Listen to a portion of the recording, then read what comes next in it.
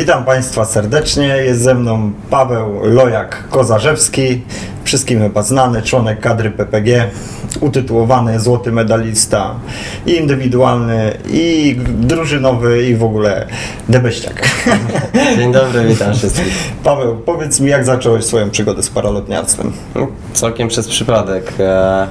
Na pewnej imprezie, jakiś prywatce kolega pochwalił się, że zrobił uprawnienia na motoparalotnie i mówi: słuchaj, robisz zdjęcia trochę, może to latanie wzbogaciłoby tą twoją fotografię i po prostu wróciłem z tej imprezy. Zrobiłem taki research w internecie, zobaczyłem, gdzie jest najbliższa szkoła, okazało się, że bardzo blisko Warszawy. Zapisałem się na kurs, no i tak jakoś poszło. No, kolega mówi: zrób te papiery, to będziemy latać razem. Latam już, można powiedzieć, od drugiej połowy 2012 roku, ale ani razu jeszcze z tym kolegą nie udało mi się wspólnie polatać. Natomiast no, później to moje latanie potoczyło się w trochę innym kierunku niż na początku zakładałem, bo zacząłem latać sportowo. No dobra, ale kiedy był ten moment, że stwierdziłeś, kurczę, a nie będę latać sobie cykać fotek, tylko będę sobie latać właśnie sportowo? Znaczy, ogólnie latam i cykam fotki cały czas, ale zacząłem latać, nie wiem, miesiąc po tym, jak zacząłem latać samodzielnie, jak zdobyłem już licencję, poznałem pilotów, którzy latali na zawodach, później pilotów kadry narodowej. I spodobało mi się to ich latanie, zobaczyłem, jak oni latają. Zacząłem trenować właśnie pod ich okiem, no i później to poszło. Ale tak od razu na pylonach, czy między drzewami kosiłeś? Nie, no oczywiście, że na początki to były takie, że nie wiem, wędka z rękawem, dwie wędki, to już tak na początku latania, nawet już tak świeżo po kursie, jakieś tam zakręty sobie trenowałem na tych wędkach z kumplem, nasze dwa, można powiedzieć, rękawy stawiliśmy i sobie latałem jakieś tam slalomiki małe, a później już pylony, jakieś flagi pomiędzy tymi pylonami i tą wędką i tak jakoś poszło. Dobra, a na jakim sprzęcie zaczynałeś w ogóle? Zaczynałem od rakieta, od Waltera na osie i zaczynałem bodajże od Paramani, Revo 2. To było moje pierwsze skrzydło i bodajże po chyba 3 czy 4 miesiącach odkąd zacząłem latać, przesiadłem się na Nucleona zwykłego. Później to był Nucleon WRC, już 2D, system Power Attack, no i już później kolej rzeczy padło na Snake'a.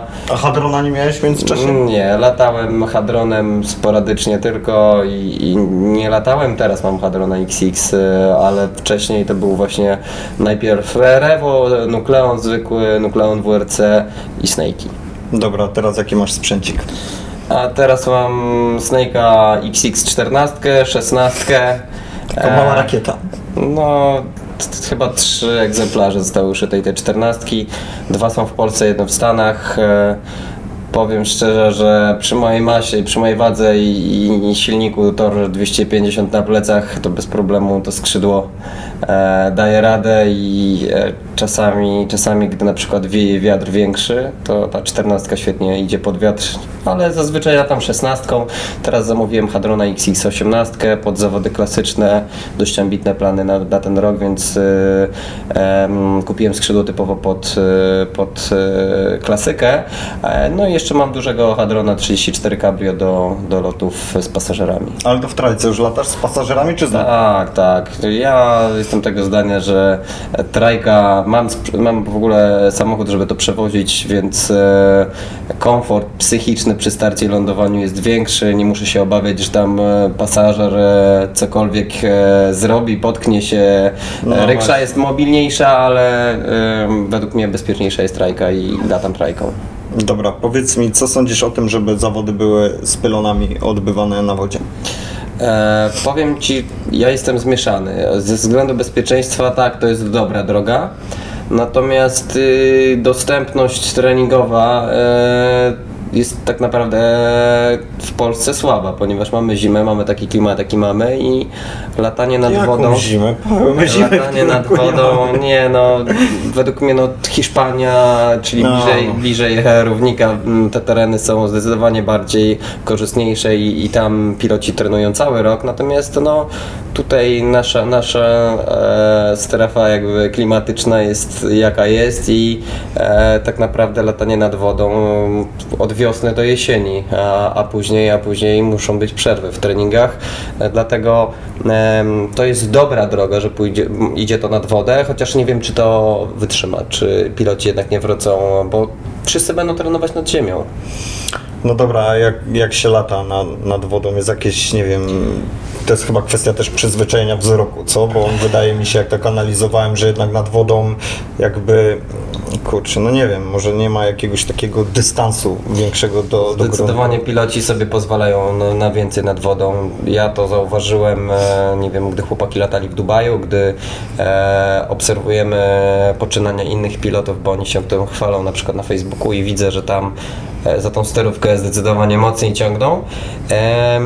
To jest też trochę złudne, ponieważ no, jeżeli pilot będzie latał i jakby będzie sobie przesuwał ten margines bliżej po prostu już tego punktu newralgicznego, to może to się skończyć bardzo źle, natomiast sam osobiście latałem nad wodą na pylonach, chyba byliśmy jedyni w Polsce, którzy zaczęliśmy testować w ogóle latanie nad wodą i powiem szczerze, że jest to inne latanie zdecydowanie, ponieważ jak jest wiatr i fala, to bez problemu jesteśmy w stanie ocenić tą wysokość nad wodą, natomiast wieczorem, gdy już trenowaliśmy i było kompletna flauta i nie było tych fal, to wszystko działa jak lustro i No właśnie, o to mi chodziło, ciężko jest że jednak ocenić nad gruntem- tą wysokość naszą i jest troszeczkę to utrudnione.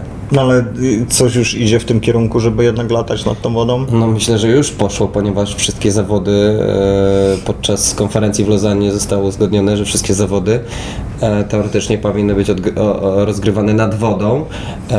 Nie mówią, że nie można latać nad ziemią, ale jeżeli na przykład na zawodach cokolwiek się wydarzy, całą odpowiedzialność ponosi organizator tych zawodów, więc wydaje mi się, że będzie bardzo mało osób, które podejmą się ryzyka zorganizowania zawodów nad ziemią. Ja pewnie będę miał możliwość trenowania nad wodą, ale nie ukrywam, że nad ziemią też będę trenował i jakby przygotowywał się do zawodów. Nie zważał na to, czy to ma być ziemia, woda, ale będę latał cały czas na pylonach. No dobra, no patrz, niby nad wodą bezpieczniej, ale tak z drugiej strony, kurde, z tym całym sprzejem przywalić w glebę, a konkretnie w wodę, no to nie wiem, czy to jest tak bardzo jak mówię, bezpieczne.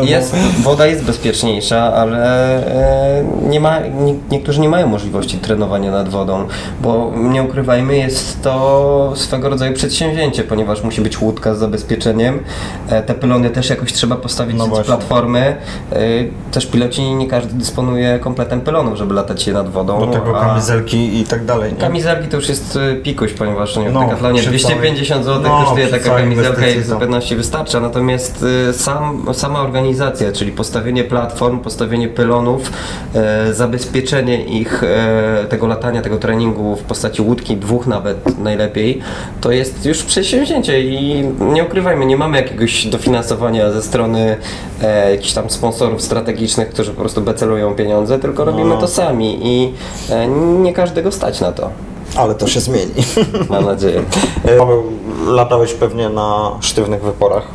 Latałem. Teraz latasz na ruchomych. Tak. Powiedz mi tak, jak to się ma do latania takiego bardziej rekreacyjnego? Tak o twoje zapytam.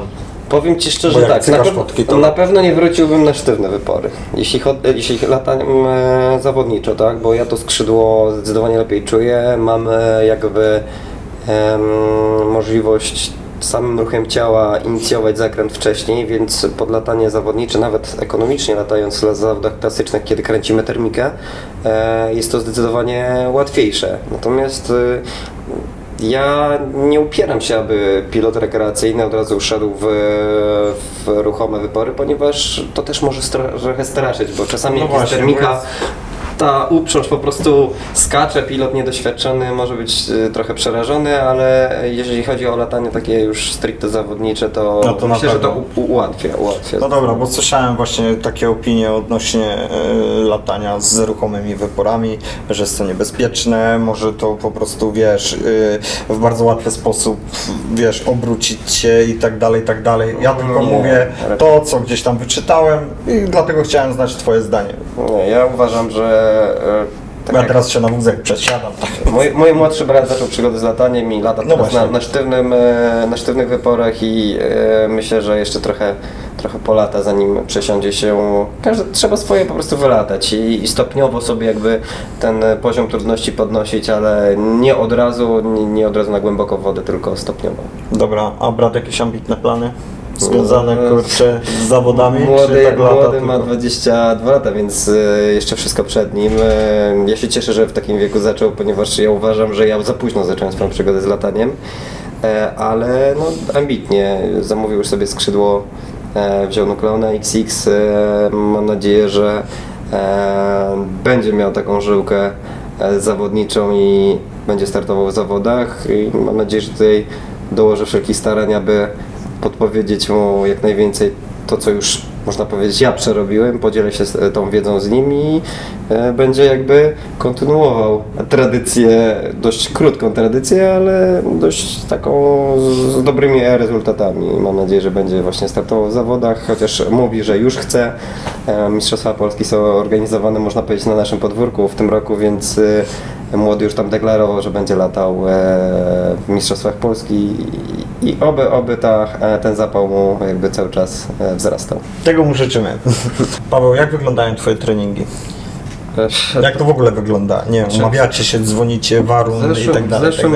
W zeszłym roku głównie trenowałem slalomy, ponieważ były to Mistrzostwa Świata w Legnicy i główna impreza, do której się przygotowywaliśmy. Na klasykę praktycznie... To były Mistrzostwa Świata w 2015. Tak. I na klasykę praktycznie się w ogóle nie przygotowywałem. Głównie pelony i były oczywiście organizowane treningi dla całej kadry, z tym, że ja dość niechętnie uczestniczę w takich treningach. Ja wiem, że to jest fajne, spotykają się wszyscy piloci, super atmosfera i tak dalej, ale według mnie zawodniczo zdecydowanie dużo mniej latam na takich treningach, ponieważ jeżeli jest kilkunastu pilotów, to między przelotem to jest raptem, nie wiem, 20-30 minut, a jeżeli trenuję w małej grupie takich pilotów, tutaj mieliśmy taką grupę 3-4 pilotów, z którymi wspólnie trenowałem, zdecydowanie dużo więcej mogliśmy polatać, mniej więcej 3-4 minuty to był odstęp między następnym taskiem i widać było rezultaty tego. Czasami, nie wiem, do Michałkowa nawet pojechałem polatać z Bartkiem i z Władzą i tam właśnie we 3-4 lataliśmy sobie i to przynosiło efekty, zdecydowane efekty. Na tych takich ogólnych treningach też się pojawiliśmy, żeby jakby trener mógł zauważyć nasz progres, nasz postęp, ale głównie trenowałem tutaj w takiej wąskiej grupie pilotów i w tym roku podejrzewam, że to będzie tak samo.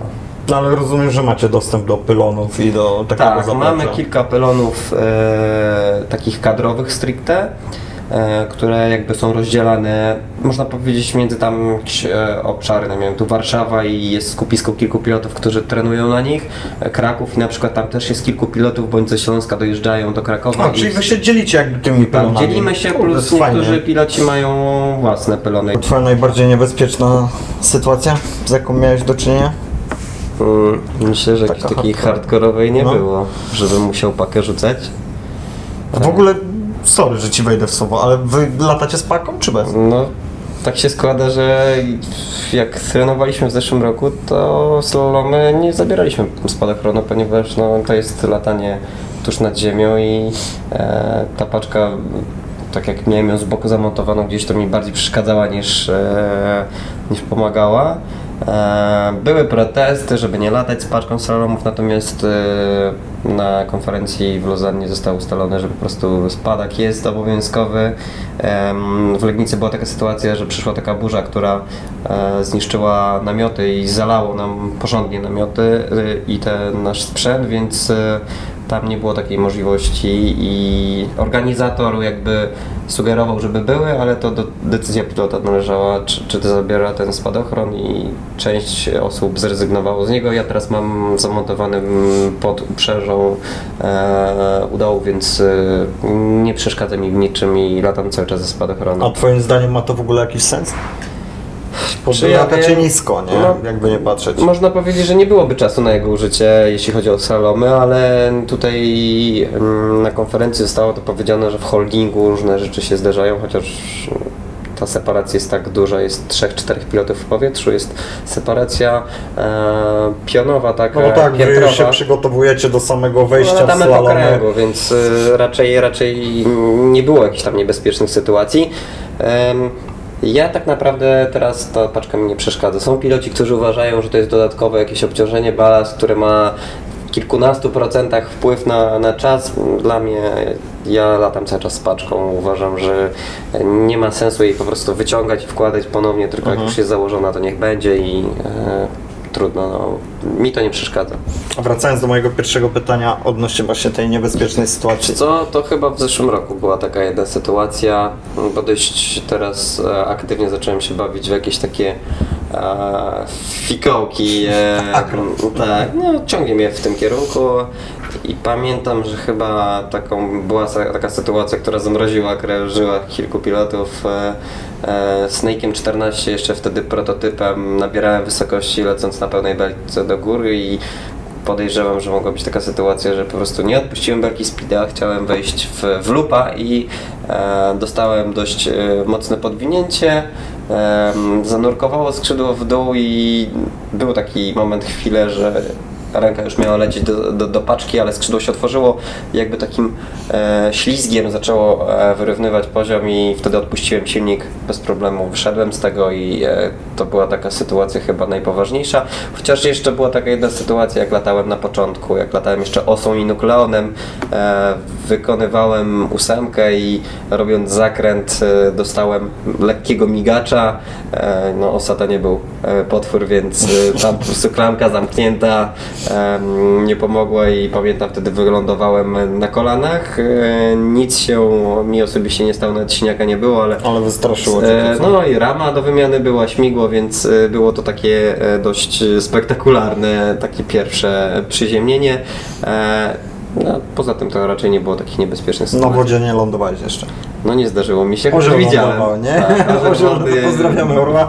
Tak, miałem taką właśnie okazję wtedy widzieć, jak to był defekt silnika i kolega sprawdził, czy działają te nasze kamizelki, czy służby odpowiednio szybko reagują, ale tam też wszystko się zakończyło bardzo pełno śmiechu było, mnóstwo zdjęć, orzeł też był szczęśliwy. Tak. Na początku to myślałem, że to była w ogóle zaplanowana akcja, bo on kombinował, nie ubierał kombinezonu, jakieś trampeczki, jak najmniej wszystkiego, kask w ogóle nie do latania PPG, tylko taki swobodny ze szczęką.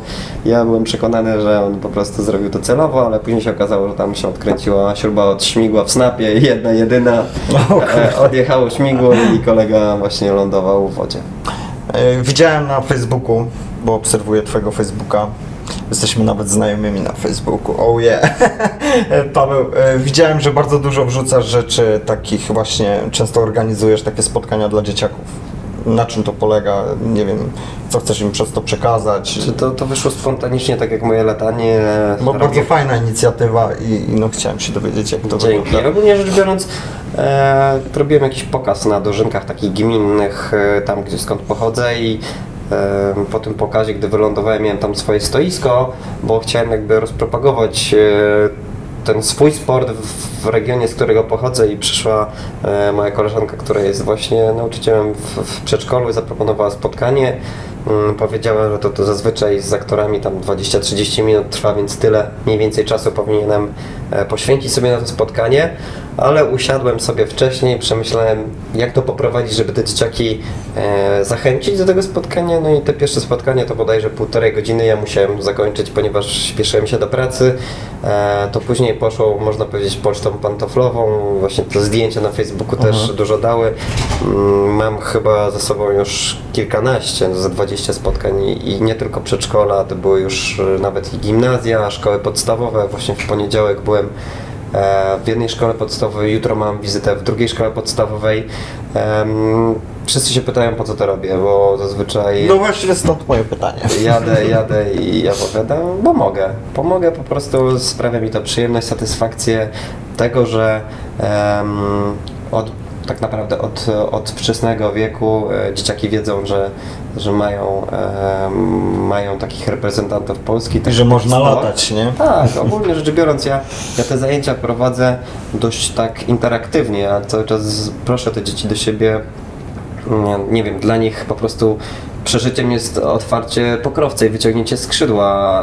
Biorę do tego z 5 pomocników, 4 osoby trzymają pokrowiec, 5 osoba rozsuwa zamek, wyciągamy te skrzydło, pokazujemy wszystko, także sprawi mi to naprawdę bardzo dużą satysfakcję i chyba największą taką nagrodą była taka sytuacja, że podczas jednych takich jakby targów sportowych organizowanych w mieście ojciec prowadząc syna mówi do młodego: zobacz synku, jaka ładna motolotnia, wskazując na mój wózek tandemowy, a na to młody odpowiedział: tata, to jest paralotnia. I to było dla mnie największa nagroda, że ten sport nasz jeszcze jest mylony z motolotniami, ze spadochronami, ale jeżeli zasieje jakieś ziarenko w takich właśnie młodych osobach, to być może oni pójdą drogą taką, jak ja wybrałem, czyli latania sportowego, i może zrobią to zdecydowanie dużo wcześniej.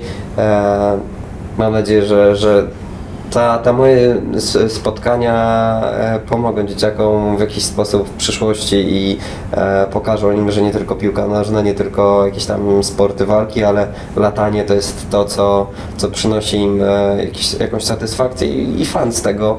Pokazuję im zdjęcia, które robię, pokazuję im filmy, także nie spotkałem się chyba z taką sytuacją, że dzieciaki byłyby znudzone. Zazwyczaj to jest godzina, 1,5 godziny aktywnego całego czasu mówienia, pokazywania razem z dzieciakami i te zapytania się cały czas jakby ciągną.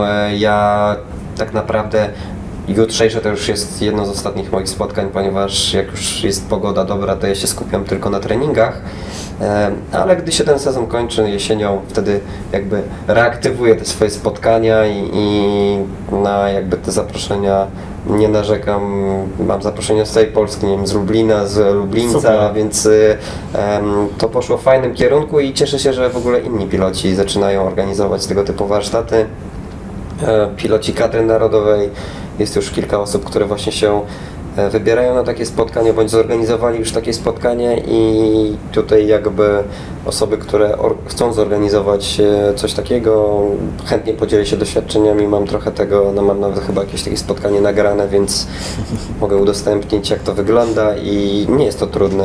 A tak naprawdę jak opowiadamy o prostych rzeczach, o prostych No ludziach. tym bardziej, wiesz, to są rzeczy, z którymi masz, wiesz, obcujesz na co dzień, więc Tak, wiesz, no, opowiadasz o swojej dzieciaki po pasji, prostu to... siedzą, obserwują i dla nich my jesteśmy bohaterami, że coś takiego robimy, więc zachęcam wszystkich, jeżeli macie możliwość, odwiedzajcie te szkoły, przedszkola i opowiadajcie Tak. o tej pasji naszej. To nie Zarażajcie jest trudne. innych. Dokładnie tak. Paweł, właśnie zapytam o plany na ten rok. Jakie masz? Związane z zawodami i... Dość ambitne, szykuje się bardzo trudny sezon, bardzo dużo imprez i takich imprez naprawdę, do których trzeba się przygotować. W zeszłym roku udało mi się zdobyć tytuł Mistrza Polski, a w tym roku organizuję Mistrzostwa Polski i jestem, można powiedzieć, współorganizatorem, ponieważ Mistrzostwa Polski odbędą się w Serocku i to na swoim podwórku, więc chciałbym wybrać jak najlepiej, bronić tytuł mistrza w klasyce w PF1. Będą Mistrzostwa Polski w slalomach i tutaj jeszcze jest, można powiedzieć, taki dylemat, czy to będzie rozgrywane nad wodą, czy na ziemi. Z tego co wiem, organizowane są Dudek Cup, jest to taki międzynarodowy puchar slalomowy i bodajże to będzie rozgrywane w Poznaniu na Malcie. Też taka fajna impreza, do której też fajnie było się przygotować dobrze. No i tak, drugie slalomowe Mistrzostwa Europy w Hiszpanii w czerwcu. W sierpniu Mistrzostwa Świata klasyczne w Anglii, na które też się wybieram. Oprócz tego Puchar Polski i Liga Motoparalotniowa. Puchar to jest impreza dla pilotów, którzy już latają. To jest fajne, że w tym roku jakby czołówka, czyli podium z tego Pucharu Polski ma szansę dostać się do kadry narodowej, co też pewnie zmotywuje niektórych pilotów. Natomiast liga to będzie impreza typowo dla osób, które zaczynają latanie. Te imprezy będą proste, będzie prosta takie formuła, amatorskie. tak, żeby zaszczepić po prostu to ziarenko rywalizacji, żeby pilot chciał się rozwijać, latać i mieć z tego fana. Później być może w przyszłym roku przejdzie do Pucharu Polskiej i zacznie walczyć z innymi pilotami. Także będzie jeszcze właśnie 5 imprez, a oprócz tego jakieś imprezy, które są albo po prostu organizowane, nie wiem, tak jak teraz zawody w Płocku Riverfly, które się odbyły przy okazji zgrupowania kadry. Mam też dość ambitne plany, jeśli chodzi o pokazy motoparalotniowe. Współpracuję z chłopakami z flyboardu. Zrobiliśmy taki pokaz w zeszłym roku i w tym roku też mamy w kalendarzu tam kilka imprez, które będziemy swoją obecnością promować dokładnie i tak jak mówię, oprócz tego mam jeszcze takich kilka innych swoich projektów, planów, o których na razie nie mogę się pochwalić, ale są dość ambitne i mam nadzieję, że wypalą, także można powiedzieć, że będzie ciężko pogodzić latanie z pracą zawodową. Mam nadzieję, że to się uda i będą efekty pod koniec roku. No dobra, zdradź trochę, zdradź. Nie mogę powiedzieć. Są to jakieś tam autorskie projekty, bądź projekty naszego takiego teamu. No i tyle mogę powiedzieć. No, jeżeli będzie to bliżej realizacji, nie chcę mówić, to niech nie mów. to się pochwalimy. Ale życzymy mu dobrze. Wracając do tej ligi amatorskiej jeszcze, to znaczy ligi, tych zawodów amatorskich, co byś doradził takim pilotom, którzy dopiero chcą zacząć startować? Tak naprawdę to te zawody mnie wychowały, ponieważ ja pojechałem bodajże na pierwsze zawody, to były Rudniki 2013 rok. To były moje takie pierwsze większe zawody. Ja byłem wtedy. I ja miałem jedną zasadę, którą jakby kultywuję i cały czas ją powtarzam, żeby nie walczyć do końca o najwięcej punktów. Lepiej polecić swoje na swoje siły, przywieźć trochę tych punktów i tak jak się później uzbiera, to się okazuje, że to jest całkiem nieźle i tak zaczynałem swoje zawody. Przykładowo ekonomię nie leciałem na maksa, nie skręcałem silnika, tylko zmierzyłem ile mniej więcej na takim seryjnym secie będzie leciał. Zrobiłem sobie jakiś margines, który pozwoli mi jeszcze dolecieć bezpiecznie, nawet zwrócić z paliwem, ale nie walczyłem, nie skręcałem silnika, nie chciałem narażać się na awarię sprzętu, tylko po prostu bezpiecznie dolecieć i ta droga pozwoliła... Czy jakby skupiłeś się na swoich umiejętnościach? Tak, i regularnie po prostu po każdej imprezie analizowałem sobie na przykład, gdzie popełniłem błąd, a było tych błędów naprawdę bardzo dużo i później z imprezy na imprezę starałem się po prostu ich nie popełniać. No, tak jak mówię, doświadczenia się nie przekazuje, trzeba to wszystko wylatać, a takie zawody to jest nie tylko rywalizacja, ale ogólnie poprawienie swoich umiejętności.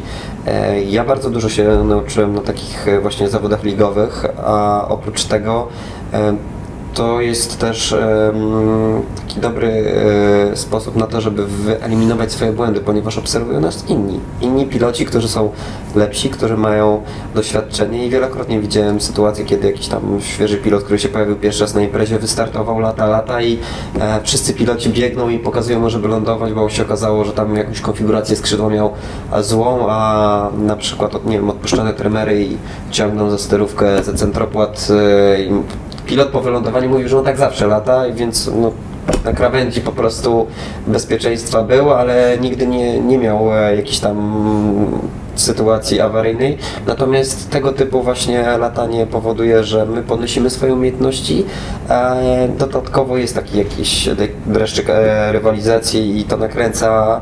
Natomiast ja na pierwszych zawodach bodajże byłem 14. W zeszłym roku na Mistrzostwach Polski po prostu pojechałem zaliczyć tą imprezę, ponieważ każdy kadrowicz ma obowiązek wystartować w Mistrzostwach Polski i poszedłem tą swoją taktyką leć swoje, bezpiecznie leć swoje i okazało się, że udało się wygrać te zawody. Nic na siłę, nie? Dokładnie, nic na siłę. Nie ryzykowałem, broń Boże, robiłem swoje na miarę swoich umiejętności i się okazuje, że czasami właśnie ta taktyka jest dobra i przynosi rezultaty takie, jakie przyniosła, więc ja zachęcam wszystkich, żeby odwiedzali te imprezy, żeby startowali. To nie jest żaden wstyd, że jeśli polecę i coś się wydarzy i przyniosę sobie jakby wstyd. Nie, broń Boże.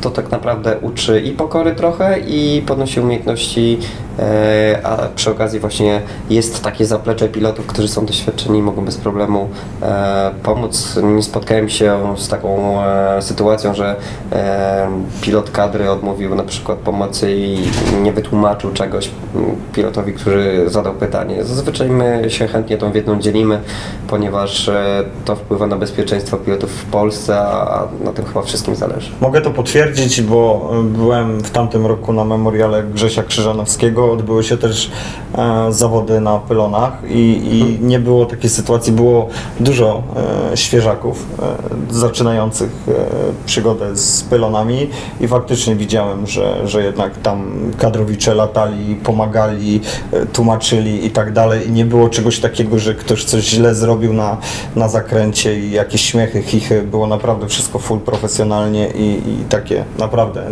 na poziomie. No, dlatego w zeszłym roku też taka fajna formuła była, że te zawody były podzielone jakby na dwie kategorie pilotów amatorów i my w tym czasie robiliśmy sobie taki ala trening przed Legnicą, natomiast te slalomy dla amatorów były proste.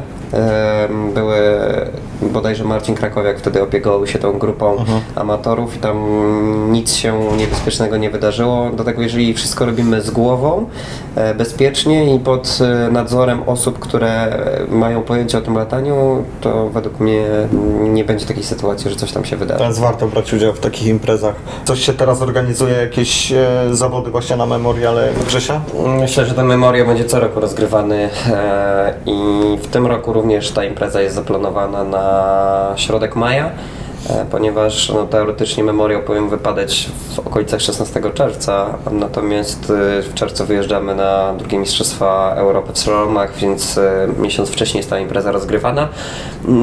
Te wszystkie zmiany, które dokonały się w Lozannie, sprawiły, że nie będzie to raczej jakiś puchar slalomowy, tylko będą to zawody raczej takie stricte klasyczne dla pilotów i amatorów i kadry, ale zawody nawigacyjne, sprawnościowe, precyzyjne i ekonomiczne.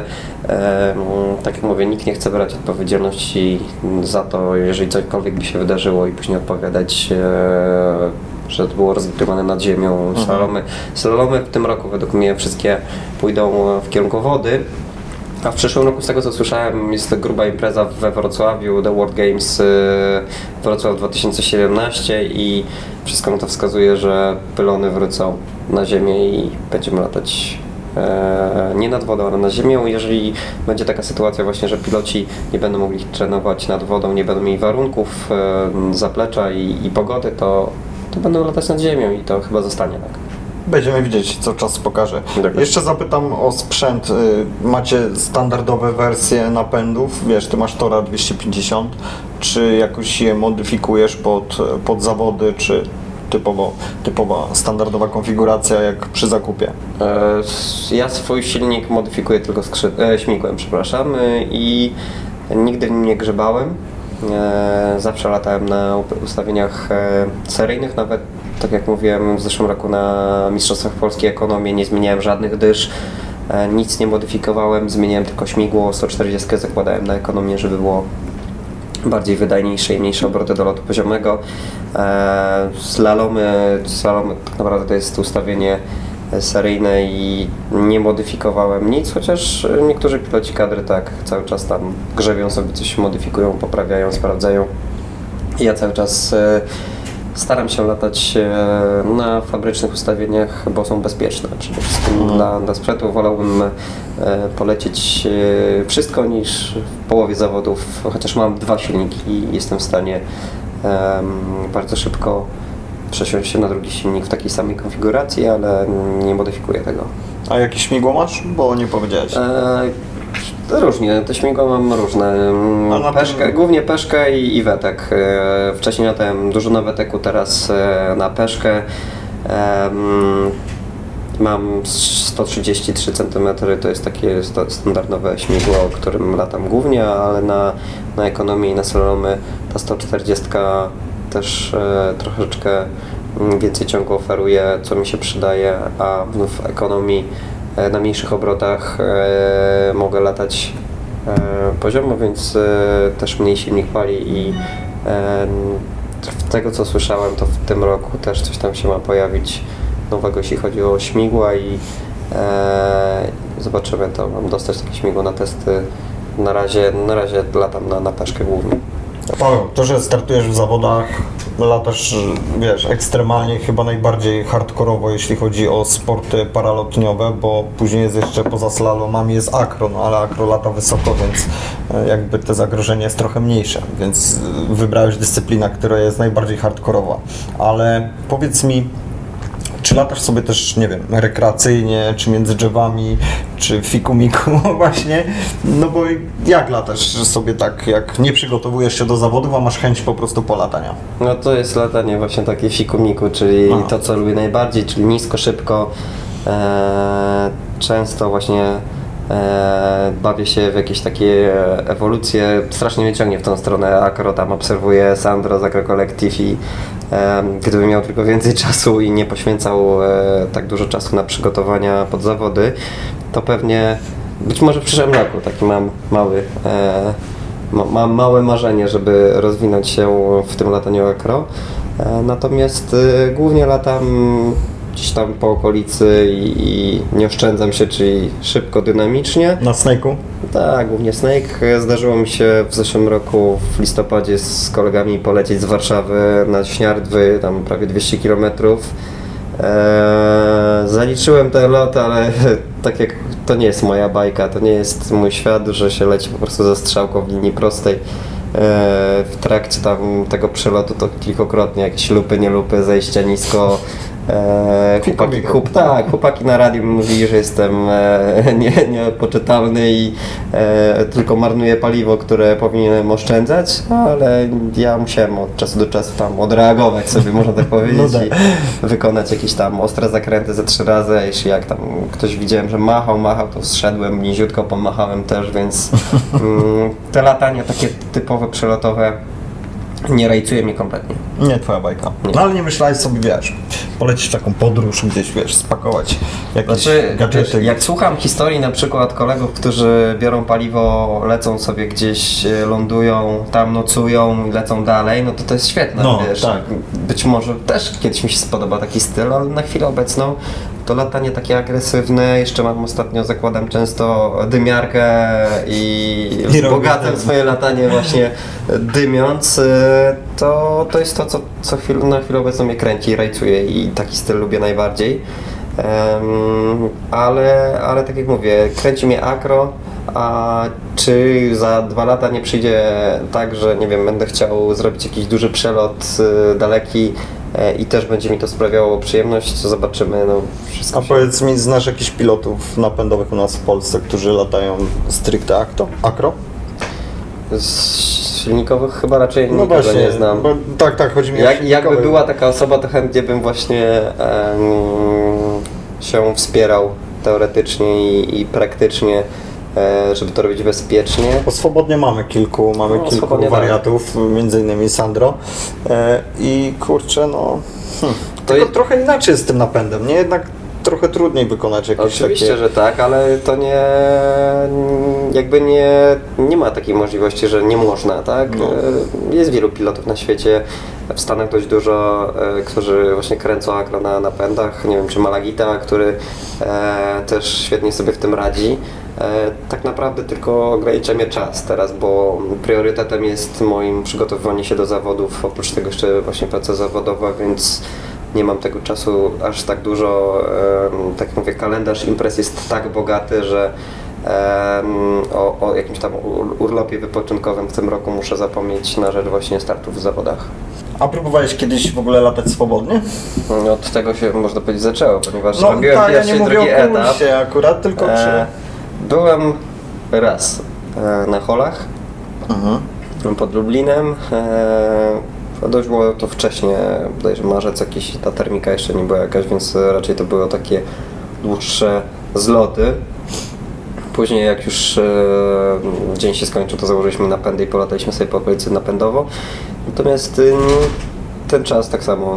Nie mogę sobie pozwolić za bardzo na wyjazdy gdzieś na latanie swobodne, chociaż tutaj kolega, z którym na kursie zaczęliśmy swoją przygodę, poszedł trochę W kierunku swobodnego i sprawia mu to dużą frajdę, jeździ na wyjazd, nie wiem, Sycylia, Słowenia, więc cały czas pisze mi, że tam któregoś dnia planuje wyjazd na Hole, czy ja bym nie chciał, tylko no, zazwyczaj to latanie jest w dzień, kiedy ja pracuję, a w tygodniu, w weekend, przepraszam, jeśli jest pogoda, no to mam inne priorytety w tym czasie.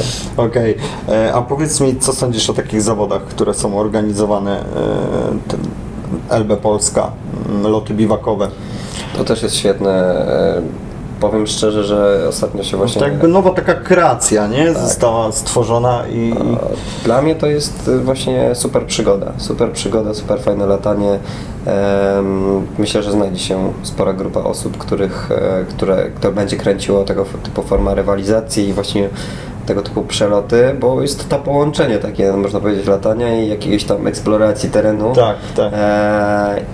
Taki można powiedzieć mały X-Alps, tak? Tak, tylko że zasady są jakby bardziej uproszczone do naszych warunków, No nie? No bo dokładnie, można więc- sobie, nie wiem, wystartować z punktu A, dolecieć do punktu B i z punktu B przyjechać sobie dopiero na następny dzień, czy tam 2 dni, nawet tydzień później i stamtąd startować, więc jest to naprawdę wygodne dla osób, które Myślę, że, pracują. myślę, że ta właśnie prosta forma ściągnie, życzę sobie bardzo dużo pilotów, którzy zaczną się bawić w tego typu formę latania i to się chyba rozwinie, bo sama formuła tego typu rywalizacji jest fajna i to, że nie musimy właśnie poświęcać tygodnia czasu, Tak, żeby cały tydzień, żeby... cały tak. czas być w ruchu i tam spać gdziekolwiek. No taki X-Alps, tylko Modyfikowany. można sobie właśnie wrócić do domu, Tak.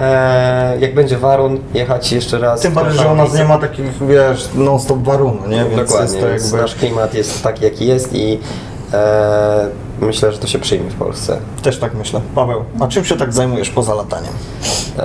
Zawodowo pracuję w branży IT, jesteśmy właśnie w mojej pracy, pracuję Fajne w miejsce. kancelarii prawniczej. Dobre rogaliki na korytarzu. Dość duża firma. To też jest fajne, że właśnie firma nie robi mi żadnych przeszkód. Mam bezproblemowo możliwość trenowania, czyli wychodzenia wcześniej z pracy. Firma mnie wspiera też finansowo od 3 lat, jeśli Super. chodzi o latanie zawodnicze. Także no, żałuję tylko, że tak długo muszę siedzieć w pracy, bo godziny pracy są takie, że czasami 9:18 albo 11:20. Ale tak jak mówię, albo jeżeli kończę o 18:00, wychodzę trochę wcześniej, jadę na trening, na przykład tak maj, czerwiec, lipiec, te dni są jeszcze bardzo długie, więc mogę bez problemu sobie polatać po pracy. A jak mam znów na 11:00, to też bez problemu mogę sobie jechać na poranny trening i wrócić w południe do firmy. I tutaj nie mam żadnych problemów ze strony właśnie szefostwa. Oni mi nie zakazują, wręcz kibicują mi, wspierają mnie. To jest też fajne. A tak jakieś pasje poza lataniem? Trochę fotografia. Właśnie fotografia. Fotografia i co fotografia też tak przyszła przez przypadek. Później właśnie kolega mnie namówił, żebym zaczął latać, bo też będą zdjęcia, a te zdjęcia jakoś tam wychodzą, coś tam tworzę. Tak naprawdę głównie to latanie jest. Latanie to jest to, co pochłania moją większą część czasu i jakieś tam wcześniej motocykle były, wyścigi na motocyklach. A później to się przerodziło właśnie w latanie i skupiłem się tylko na lataniu. Ciągnie trochę na motocykl, ale tak jak mówię, no wtedy kiedy chciałbym pojeździć motocyklem, też mogę polatać, więc wybieram to No latanie. właśnie. W takim razie, Paweł, dziękuję Ci bardzo za udział w Parasofie kolejnej. Dziękuję. Was zapraszamy do subskrybowania kanału naszego, lajki w górę, jak się podobało. I zapraszamy przede wszystkim na blog Pawła fotograficzny pawełkozarzewski.pl. Znajdziecie tam dużo naprawdę bardzo dobrej fotografii. Tak więc bardzo Państwu dziękujemy. Na razie, cześć. Cześć.